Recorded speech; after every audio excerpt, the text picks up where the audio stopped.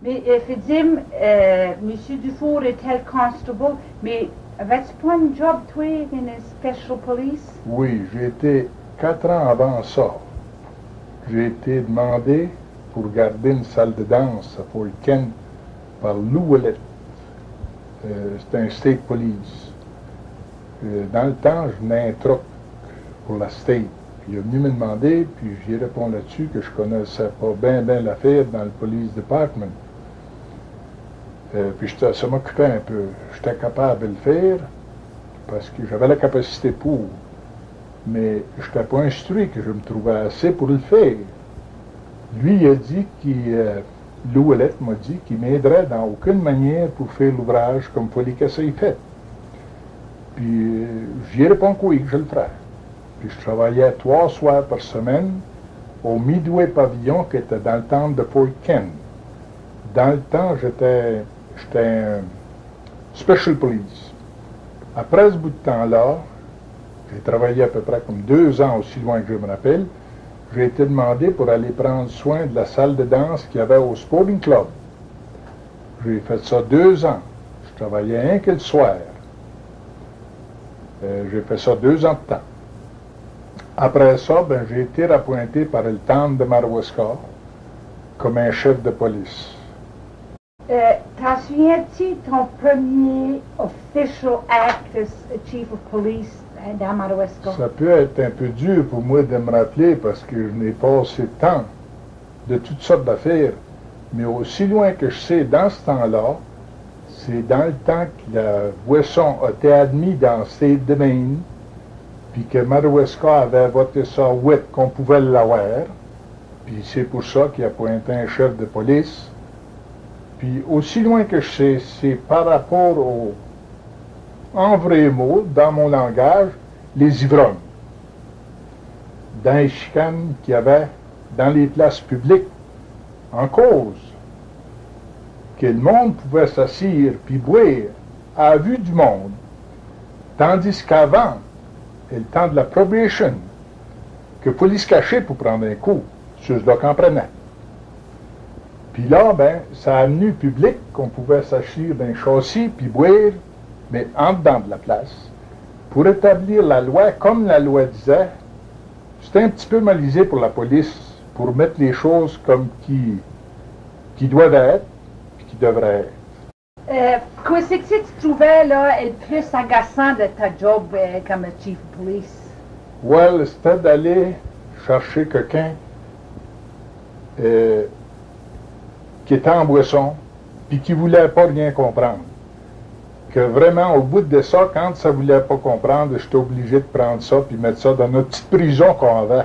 Où c'était cette petite prison-là? C'était dans la cave à Léodègue.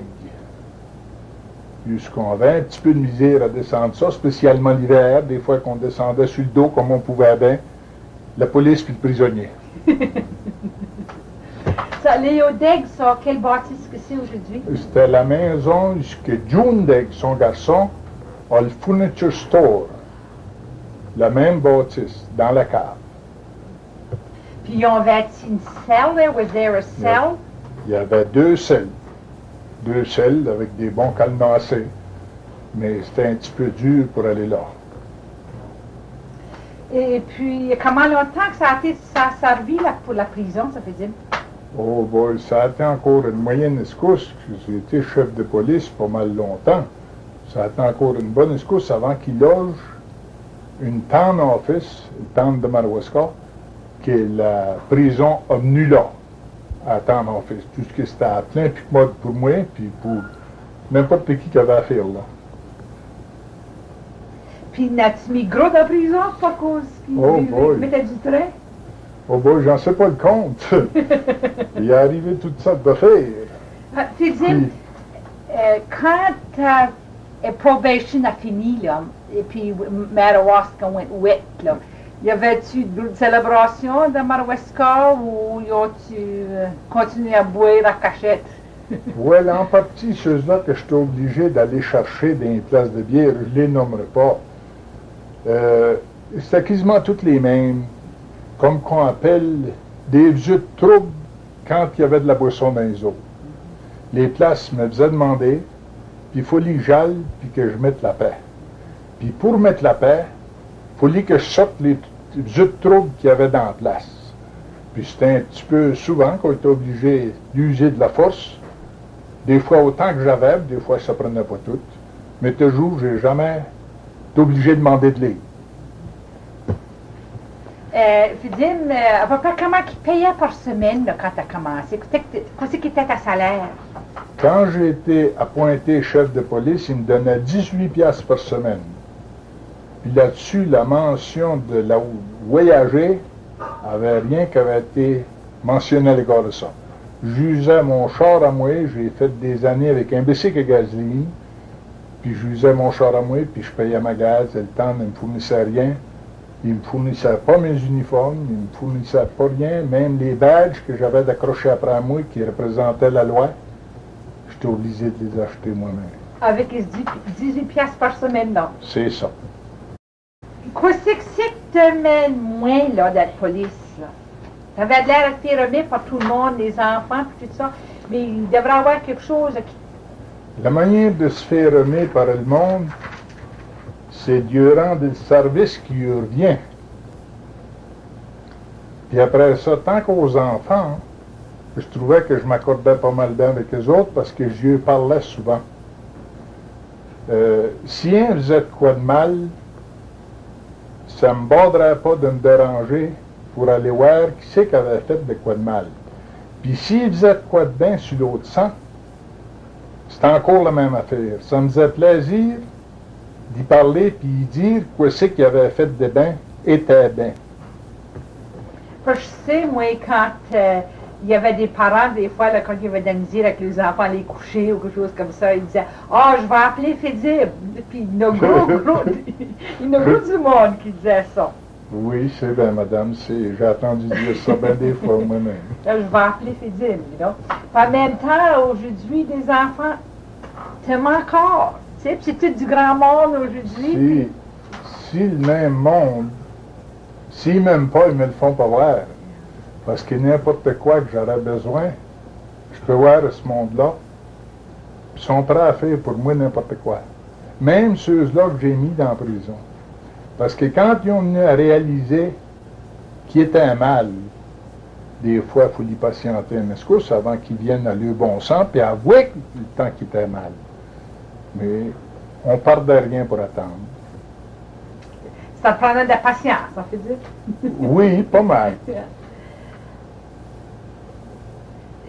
T'as dit que tu usais ton char, tu usais un bicycle à gasoline pour la première police wagon. Quand t'as assis que t'es en Madawaska, t'as acheté ta première police car?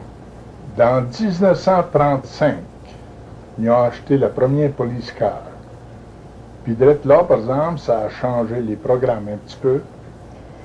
Fédim, j'ai entendu dire que tu étais quoi, un snowmobile fan dans ton jeune temps. T'as eu le premier... qu'est-ce qu'ils appelaient ça à ce temps-là? Oh, la première affaire que j'ai eue qui roulait sur la neige, c'était une vieille aéroplane que j'ai trouvée. J'ai acheté, ni plus ni moins. Puis je m'avais fait un snowmobile avec ça. Ça allait par un prop.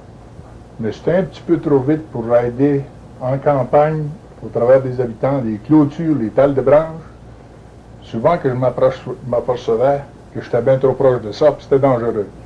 La seule affaire que ça allait bien, c'était sur le lac. On pouvait aller à la vitesse qu'on voulait, puis on ne borderait pas personne, puis c'était pas dangereux qu'on s'accroche après rien. Je n'ai pas gardé ça trop longtemps. Après ça, je me suis acheté ce qu'ils appelaient un motor toboggan qui venait d'Alaska. Un gars de Holton avait ça à vendre, puis j'ai acheté ça. J'ai gardé ça une couple d'années.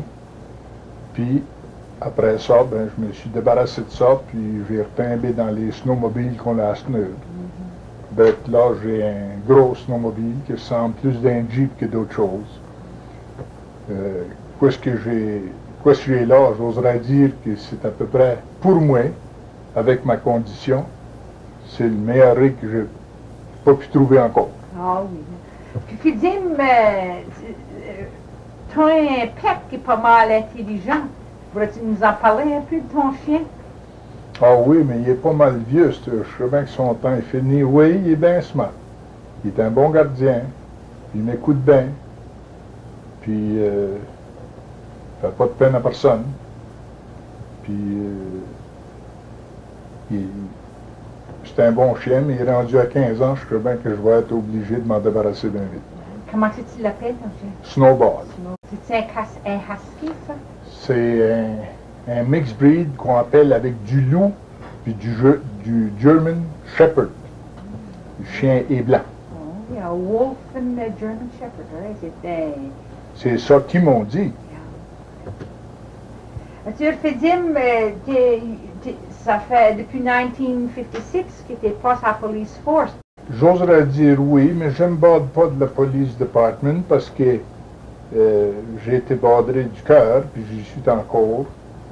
Puis je veux même pas badrer nos polices qu'on a. Il y a gros de questions qui m'ont demandé encore dans le police department, mais je veux pas faire des ennemis là-dedans.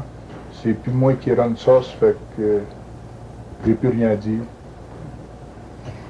Fidim, t'en souviens-tu d'aucun gros vol ou un gros crime qui...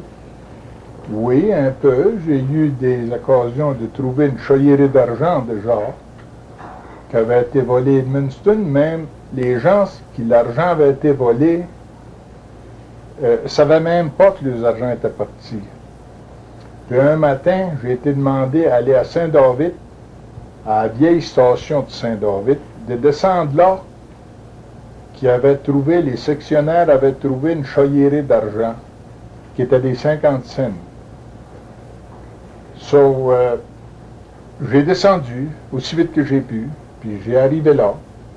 Puis c'était vrai. Il y avait une choyerie de 50 cents qui avait à 1000 piastres dedans. J'ai ramassé l'argent, puis je l'ai barré dans ma valise de char. Puis j'ai pogné ce qu'il l'avait pris. À peu près dans 15 minutes après que j'étais rendu là, j'ai pogné les deux gars qui avaient fait le vol. J'ai emmené ça back, ce qu'on appelait la police station, qui était la town office à cette heure. J'ai eu le père Ménard puis sa servante pour compter l'argent. Puis j'avais mes gars qui avaient volé l'argent, je les ai mis dans la prison. C'était des jeunes, Fidim? Oui, c'est des jeunes dans l'âge de 16-17 ans, à peu près. Toutes des 50 cents? Toutes des 50 cents. Il y avait à 1000 piastres. Ils ont-tu volé ça d'un business? Ils ont volé ça de l'autre côté d'Edmundston, d'une pool room qu'il y avait là. Ah. Puis je les ai fait déclarer, puisqu'ils avaient pris l'argent. Puis j'ai téléphoné à cette place-là, j'ai téléphoné au chef de police d'Edmundston, il ne savait rien de l'affaire, parce que ça n'avait pas été mentionné à lui, qui était Frédéric Fournier, chef de police dans le temps. Puis avec quoi ce qu'il est... Voilà, ni plus ni moins, on dit, ça m'a emmené jusqu'à l'argent partait. J'ai téléphoné à ce gars-là, puis il ne savait pas. Un nommé Bellefleur. Il était ouvert dans son safe, puis il m'a répondu que oui, que son safe avait été roubé, puis son argent était parti. Qu'est-ce que c'est qu'ils ont fait avec les deux jeunes garçons? Ils les ont envoyés à Reform School for the Boys à Portland. Ils ont-ils resté là bien longtemps, Fidim? Oh, je ne saurais pas juste quand ils ont sorti de là, mais ils ont été là une petite escorte ce jour qu'on les avait plus en circulation ou à faire le même dommage pour d'autres.